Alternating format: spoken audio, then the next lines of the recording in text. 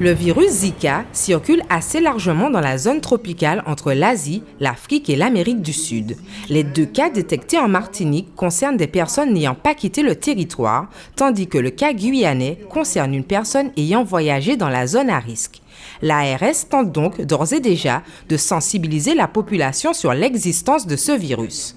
Les consignes, c'est déjà l'information, et de dire qu'il est, comme nous le faisons régulièrement, de dire que la lutte contre les gîtes à moustiques demeure vraiment la priorité parce que c'est la seule action véritablement efficace qui permet d'éliminer, d'éradiquer le moustique d'un espace, et qui fait que même si quelqu'un revient de la zone où circule le virus, même si quelqu'un revient de cette zone avec le virus dans son sang, elle ne se fera pas piquer par un moustique local et elle ne sera pas à l'origine de la circulation locale du virus. Ce virus est en mesure de circuler d'une île à l'autre, puisque les personnes circulent entre les îles, prennent l'avion.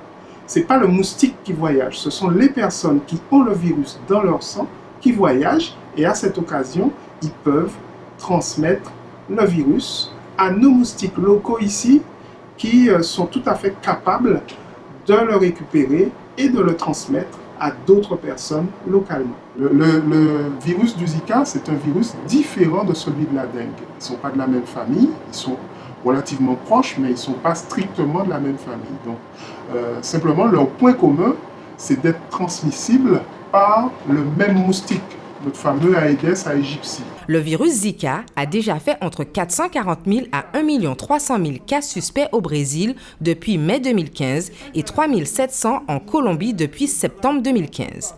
La vigilance est donc de rigueur, comme le précise le professeur Hun, chef de service des maladies infectieuses et tropicales du CHU de Pointe-à-Pitre, joint par téléphone. Les principaux symptômes, c'est une fièvre mais qui est souvent modérée, beaucoup plus modeste que dans la dengue ou dans le chikungunya. Une éruption cutanée qui est par contre elle fréquente. Plus de la moitié des patients ont une éruption cutanée qui dure plusieurs jours. Et puis certains ont également une conjonctivite au niveau des yeux.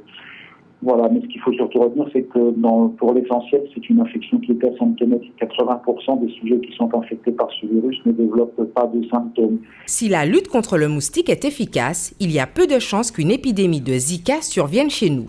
Il faut donc rester vigilant et continuer à éradiquer les gîtes de moustiques pour se prémunir de ce nouveau virus.